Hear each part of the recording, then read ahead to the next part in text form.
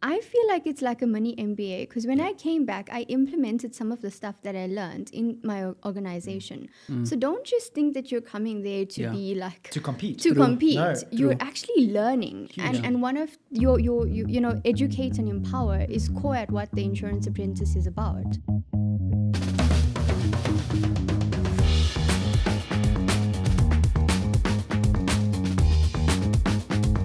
Welcome to TIA Talks. I'm your host, Jason, and this is the place where we start the conversation to bring about an impact and change in your spaces, places, and relationships.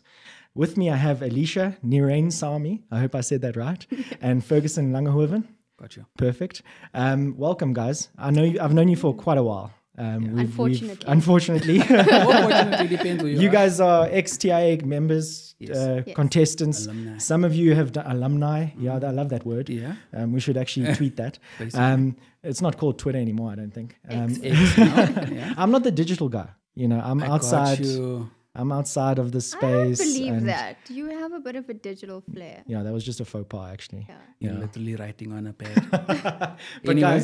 guys, thank you for joining me. I think it's really important to have these types of conversations where we can really make an impact in this industry. And I think that just who we are, we've seen the impact that we've made in our spaces, places, communities, relationships. And I'm just so interested in your career paths and where you are now. From that journey that you had with the TIA and even before that when we met. I mean, I'll start with you, Ferguson. We met a few years ago, 7-8 years ago, I think. Well, how long have you been with I2? So I've started with I2 in 2020, right before hard lockdown. So that was a lot of fun. I started in March, and that same March, the president was like, please stay at home. So I was a tele-salesman for, 5-6 months. It was quite awkward.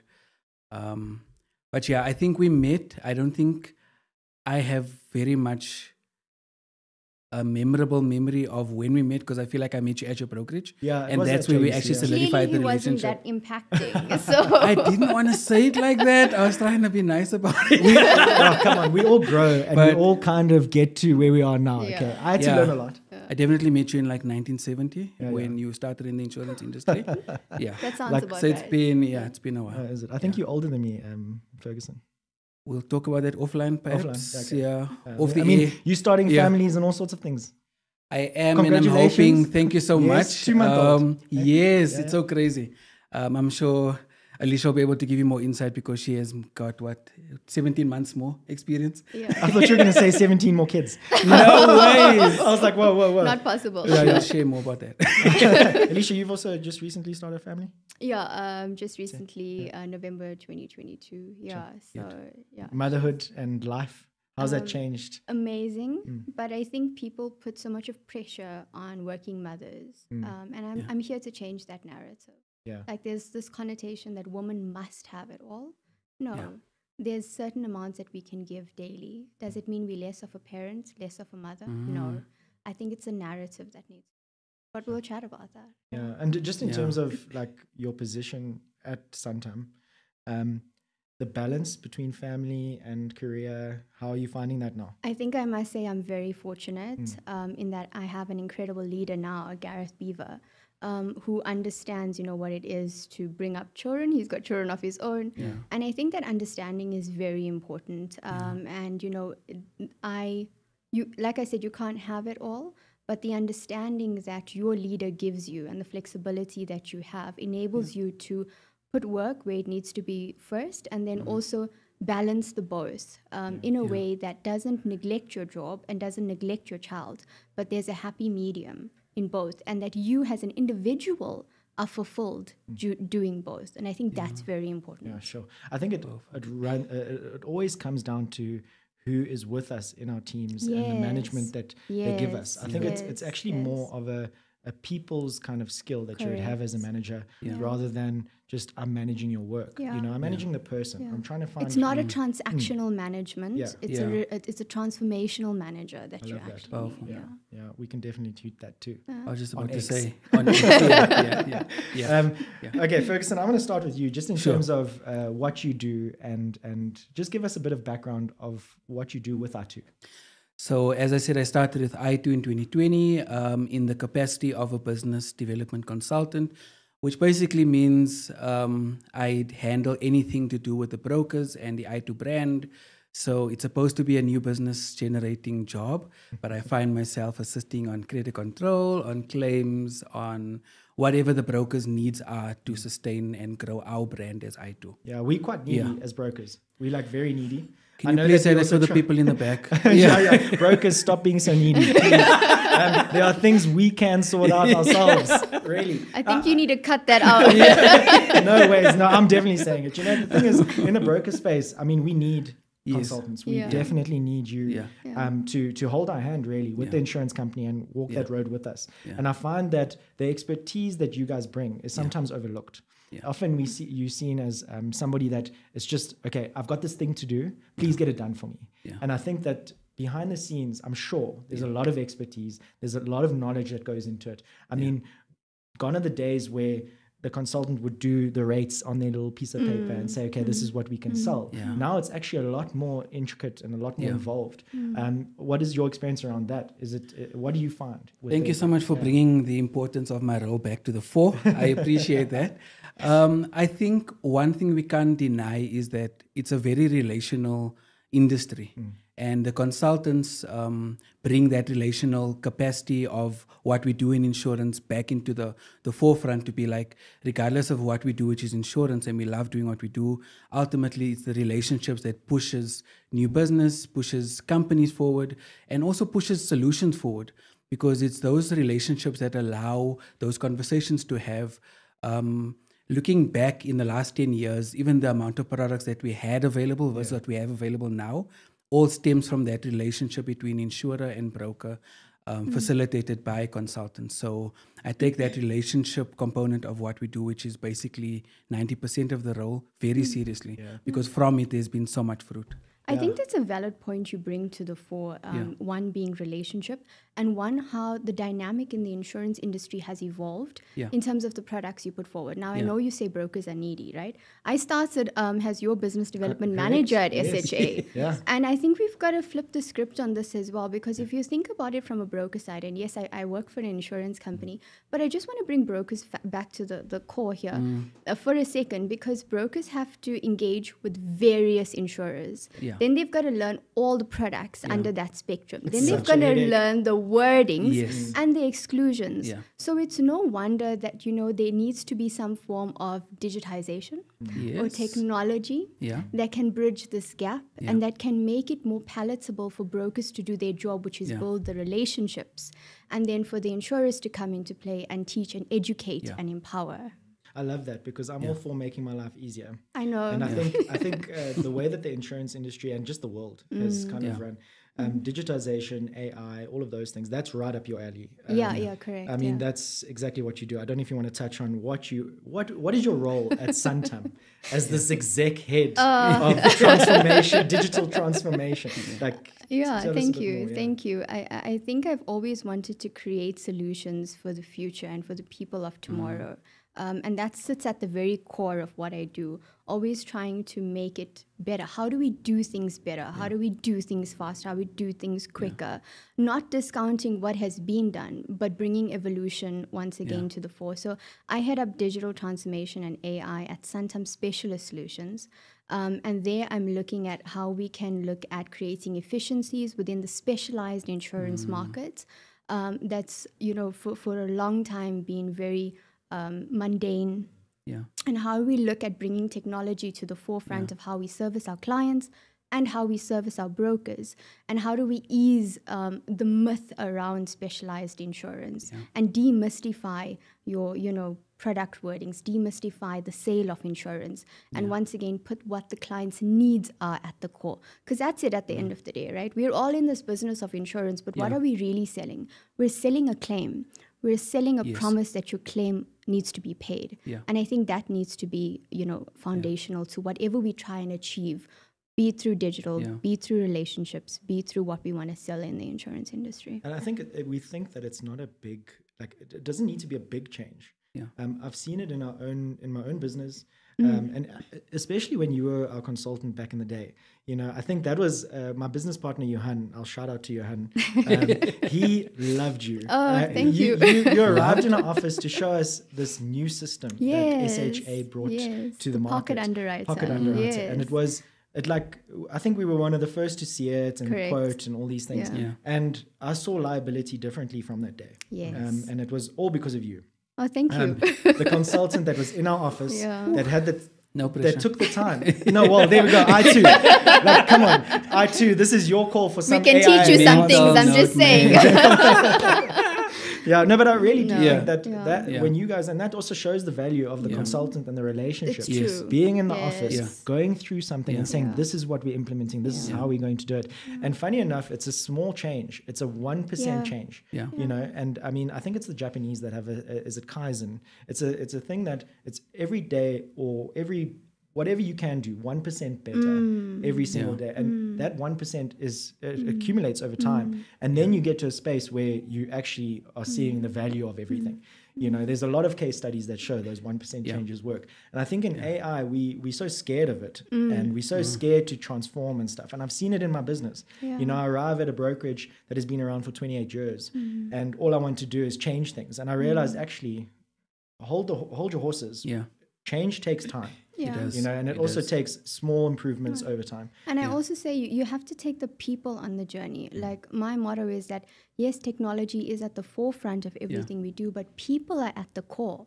And if you don't take the people on the journey with you when you want to digitally transform anything, then you're going to be in for quite a shocker when you find that they push back. But Ferguson, I just wanted to jump in and just take it a step back and say that the relationship with the broker translates into the relationship with the client. So ultimately, you are selling to your broker what your broker needs to be empowered to sell to the ultimate end user, the client.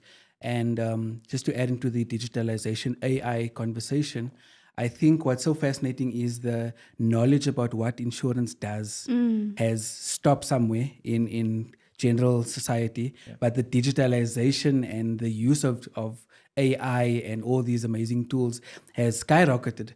So it makes sense. Yes, it makes sense for people to then make a connection between insurance and digitization AI to optimize the fact that people are learning and developing faster on the digital platforms. And how can insurance plug into that? Especially with the new generations of humans coming to the fore. Like your children. Needing an yes. Yeah, I think everything is like instant. They want it now. There's learning happening on your phone daily. I think, but I think the application of that learning is where that generation might be lacking a little bit. I think we've got an information overload. We do. We have it on our screens all the time. We're swiping. There's info. But what to sift out and what you actually apply and how you do that, I think that's where there's a gap. Because I think AI is great. I think I in the Insurance Apprentice, we did use some AI, and I know you used AI. I want to clarify this because there was they made a comment about it, and they I think who checked said, it? You were the judge, I think, on the day, and I was like I used AI and then they called us out to do an interview. Yeah. Right. So I gave my two partners or team members, I was like, guys, these are the letters that AI generated based on what I've put in. Please edit it. And I left for my interview. Ooh. I got back, gave the judges the letters, did my thing, and then we got questioned on the air, and I thought, there I go. And I had to take responsibility for it. Like, who did the air? Yeah. Was me. And I think I must comment on that, right? Because I think AI is fundamental in its assisting you to do your job, right? There's so many applications now. There's a lot of AI platforms that have been very commoditized that's available right now. If you want more information, please reach out to me. But I promise you, there's so many that allows you to be efficient. But it's not one or the other, it's both. Yeah. So I can be more efficient with the use of XYZ tools in my kitty that allows me to maybe work 4 days and not 5 days. Yeah. And why shouldn't that be the future of how we work as well? 100%. I'm a big fan of technology.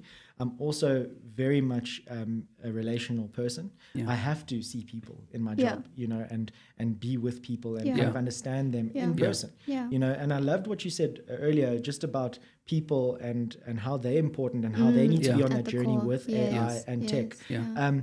the question I have just for the insurers is, how are people keeping their jobs then? And how I love we, this question. and how Me we, too. I mean, because I've got a lot of mates in the insurance industry and, Yeah. at the insurers, and they're still there. They haven't lost their jobs. No. So I don't think AI is necessarily replacing people. Yeah. I think it's freeing them up to It's do an what they should. enabler. Yeah, There we go. It's an There we go. enabler, and Yeah. 100%. And often I'm plagued with this question when I do other interviews, like, okay, underwriting 3.0, and is AI going to completely replace the underwriter? Now, Ferguson would know, in a very specialized world of underwriting, you can't just exit one and introduce the other. And so for me, it's bringing AI into that journey of underwriting, that it's actually acting as an underwriting sidekick or a co-pilot with you on this journey, that we're not, introducing AI to replace anybody's jobs, but how are we using it to create better efficiencies? That means, creating efficiencies for the client journey, for the broker journey, for the end result. And that's what I think you have to look at AI across an ecosystem and not just targeting one fundamental component of your operation. Sure. I love that. And you would be surprised with the amount of businesses. I don't want to target which portion of the insurance industry where you walk into an office and there's still paper files.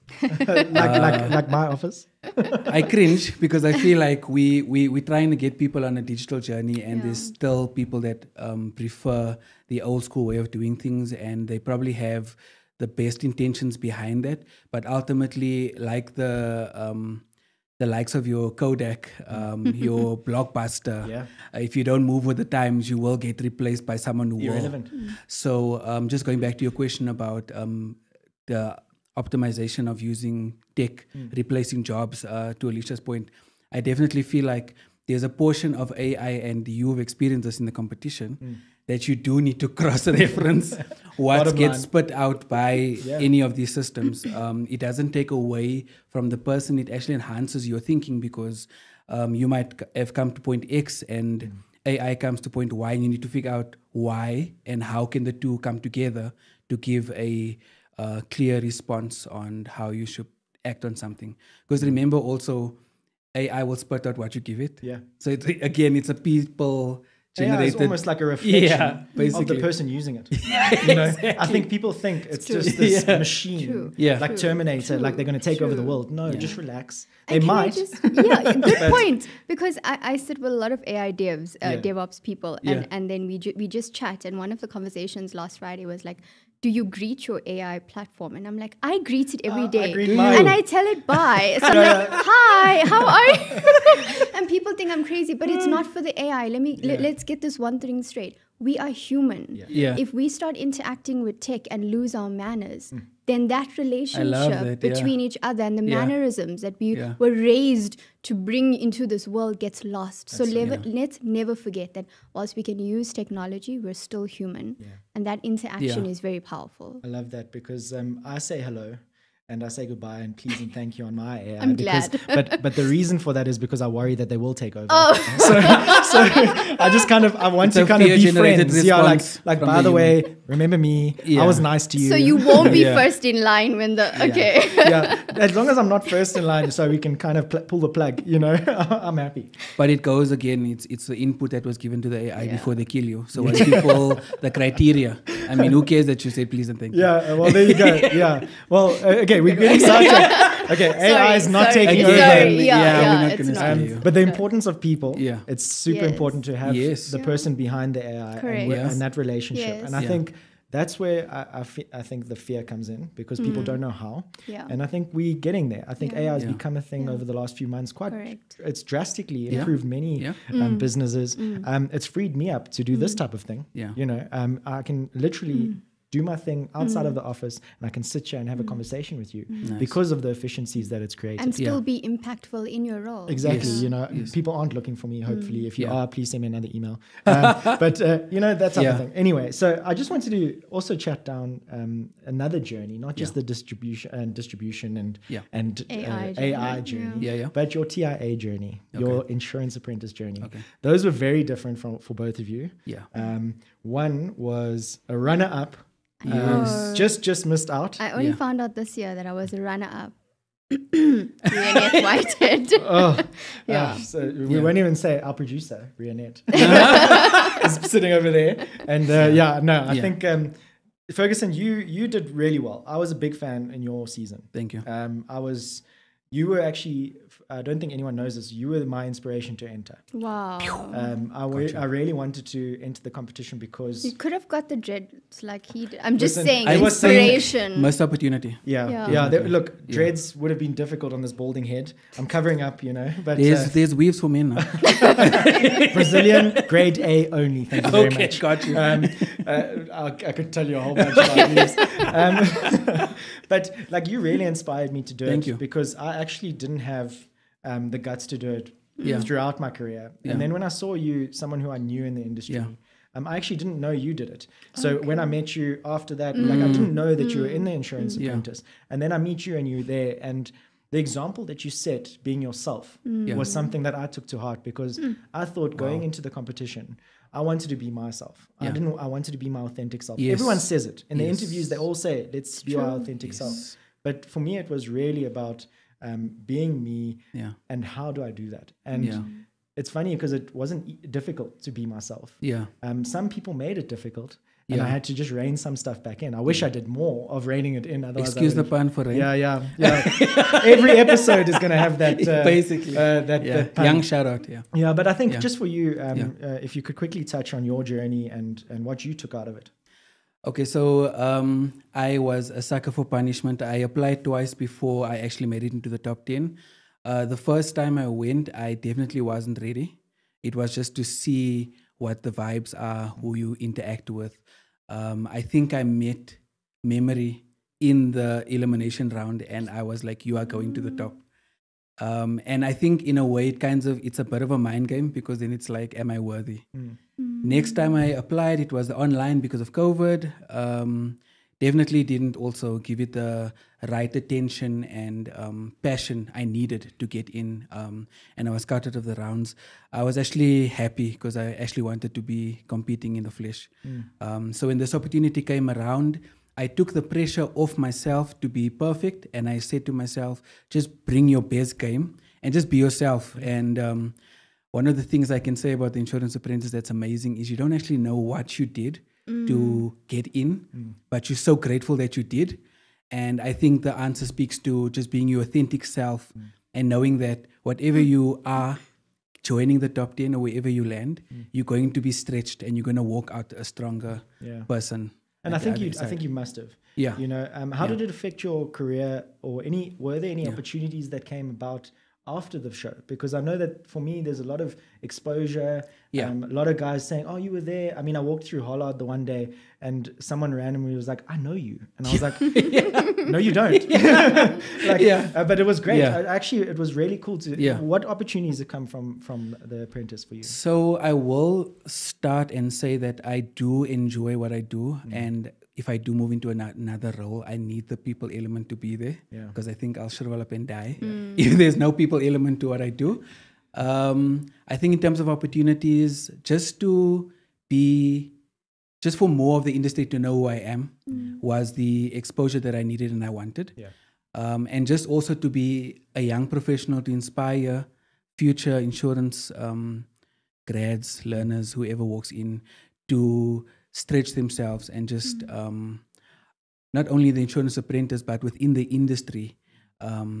Because speaking back to a point I made earlier, we're still known as the car and funeral people, which is so weird. It is. It is so the only weird. thing we sell, apparently. Yeah. So I think in terms of exposure, I think the exposure element is huge. I think the brand, creating your own brand, amazing. In terms of career, I've basically been given a blank check internally to be like, listen, we will support you. If there is something within our space that you'd like to do, That's amazing. I'm on a project to figure out what that looks like if it's not sales. So I'm trying to write down what I like about it. I'm glad that given that blank check, you didn't just go. And I think that's very important. Like you didn't just go and say, oh, I want this, this, and this. And respect to you in that because, you're intentional about what you want to do in the industry and in your company. 100%. And I think that's powerful. And I think that narrative needs to be driven more. I think what I'm picking up is like I too has seen the value of the competition itself. 100%. And and by actually investing in you as a person and trusting you, I think that's a partnership that we don't see often. Yes. You know, it would be so good if all the apprentices out there, the guys that are entering and the entrants, if their companies really truly backed them and backed their knowledge and their expertise and all of that stuff. You know, I think that would be such a nice thing to see, because I don't think all of them did it. I think Santam, I mean, you living proof. I too as well. I too is very much involved with the Apprentice. Yes. But just from a Santam perspective, and you, Alicia, your journey on Apprentice and your career journey, both of those kind of go hand in hand. 100%. How did the TIA affect you in your walk in the insurance industry, and also just how did Santam also help you in that? Yeah, thank you for those questions. All very, very good. And actually, you know, just talking about my journey, I get a bit of emotion, because if I hadn't entered the Insurance Apprentice, I would probably still be that young girl behind a desk in KZN, in an office that was never noticed. And don't get me wrong, like, people shouldn't enter for the claim to fame, but for what it does for you in your personal growth and in your career growth, it's absolutely phenomenal. So yes, when I entered, I thought I was going to win. Hey, I guess everybody does, don't we? Yes. Everyone that enters. Everybody that enters, I am going to be the next apprentice. And I remember saying that, and I didn't win. I was runner-up. But that didn't stop me from still reaching out to Rianet. How can I help? What can I do? Because your investment in this insurance industry has impacted my life so much that I want to pay it forward. And I didn't realize what that was doing for me personally or no in my career growth. So I entered, came out second, and nothing. So my company at that time was very supportive, gave me a few opportunities, etc. But also, you know, I put it down to, this is what I want to do. You know, similar to Ferguson and what he's saying. I want clarity. I don't just want to up and leave. Or move for the person that puts down the first paycheck. And I think that's what we need to be deliberate about. It's your career journey. Take it seriously, because when this platform puts this down for you, you can stand and you can make a powerful difference. And so it was only about 3-4 years later that I was approached from Judge Dredd Simon. To start at SHA, which was a division of Santam back in 2019, and I've moved 5 positions then. But I took that time period. Internally, you moved 5 I've internally. moved internally, and then through Santam Specialist Solutions. Sure. But I took, but the period leading up to that, I did a lot of work on myself. So I went in and studied like 3 different things, and now I've got my master's. I did my dissertation in AI. But it tells you that it's a journey, and it's one that you've got to be intentional about. Nothing's handed to you. You've got to work for it. And, you know, just sticking with the Insurance Apprentice, everybody's like, why do you still stick with it? Like, you know, you've done it, you could have walked away. But I think there's a journey that all of us, like you're saying, the alumni need to come together to acknowledge that we're in this industry to make a better difference. And so if I didn't enter, I wouldn't be here. I promise you, I would not be here. And that's my shout out to people who are in the smaller cities. Like that flyer came across my desk and I thought I wasn't worthy. I thought I wasn't good enough. And if I thought that, then I wouldn't have entered. So, you know, you find yourself in the smaller regions. Do not underestimate yourself. I've come from those smaller regions. And look at you now. I didn't want to say that. Look at me now. No. She's making paper. No. Hard work accompanied by that. But don't discredit that you can apply. And don't discredit what you can do. You don't know what's on the other side. So take that first step. I think it's a personal journey that you walk. It's a very self-reflecting thing. You have to be self-aware in it. And I think the personal growth that we've all had from the platform that is TIA, because I think it's the first step to just entering is the first step to looking at myself and seeing how I can be better. And then trying to implement those that in my career, in the job that I'm at or whatever. And sorry, I just want to also say, and I do apologize, I know I'm talking too much, but never too much. People laugh at me, right? Those 5 days, like you would have went a bit about it. Film week. I feel like it's like a mini MBA, because when I came back, I implemented some of the stuff that I learned in my organization. So don't just think that you're coming there to be like to compete. No, you're actually learning. And one of your educate and empower is core at what the Insurance Apprentice is about. Yeah. So I mean, if for those insurers or organizations that are sending your people, they support them, because what they learn and how they grow in that short space of time, you will never, and I can put my foot down on it because I've got my MBA. You will never get that in 5 days in any other organization. Yeah. I know I'm no, there's no leadership course. There's no short course. Nothing. Whatever you get that would EQ touch skills. You get managerial skills. You everything. get technical and insurance and criticism for free. For free. Like I learned a lot about myself because of the criticism that I got, and I had to implement constructive that. criticism, right? It was constructive. You know, and I think that for me that was the biggest thing about the Insurance Apprentice. I learned about myself to keep my mouth shut, to count to 2 before I answer, you know, those type of things. And that's something that for 30 years I did not do, you know, and being on the platform to actually get that feedback, it was hard. I'm not saying it's easy. It's like grinding or putting coal into the pressure to create the diamond thing. You know, it's the same thing. But I think that it's the pressure was key to, and we don't always have that type of pressure. We don't. Sometimes we have the stresses of work, the bad pressure, the stresses of life. This was but pure, this is was like growth isolated. pressure, right? Growth pressure. I love it. Ferguson, you want to add to that? Yeah, I do. You're taking me back. I used to call it a trauma week, and now I'm seeing it as a growth week. It's a growth week. Yeah, it's a growth week.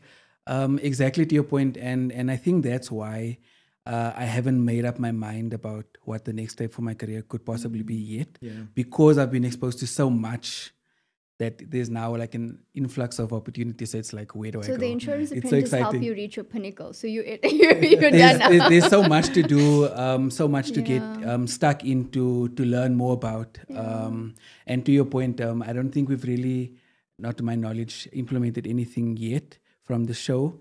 Or perhaps we did and they just haven't told me yet. But I think it's such a good example. This last episode, in our first TIA Talks episode, Muzi Dladla from Sazria said that there is actually something behind the scenes, that one of the ideas from the show are actually being worked on and behind the scenes. So I love that. I think that the fact that real change is being made. But just speaking on change, I'd really like to get your thoughts on something that is the reason why I started this podcast. Is to bring change, to bring and to make an impact in this industry. And for me, it's about teaching others and to just kind of grow, or like just provide some knowledge around insurance and just get people's buy-in to actually make those differences. Because I think we have the platform and the influence to do so. For the two of you, and I think Alicia, you can go first. What is your burden in this industry? The thing that's on your shoulders that you just feel, I wish I could change, or I am currently trying to change it, or that you really hope that somebody would step in and do something about it. And hopefully this starts the conversation for the next person that actually wants to do the same. I think we're on that journey in the insurance industry, and that's to attaining a space of true transformational change. And here I'm not talking about digital transformation. I'm talking about, you know, the people that we have in our seats around the table, be it age, be it color, be it gender. And I think for me, as a young, I call myself young. I think You're still young. We are still young. Below 60 Is young. Yeah. For me, as a young woman in the insurance industry, I didn't. There were mentors. I didn't specifically have a mentor, allotted to me. And I think I want to be the voice of change for those young women coming through the insurance industry on how to make it better, how to impact, how to change what insurance looks like in next 5 to 10 years, but also putting my heel into the ground and saying, you know, for those who want to balance career, family, work, that there's a place for those safe conversations where you're not judged, but you're actually applauded for trying.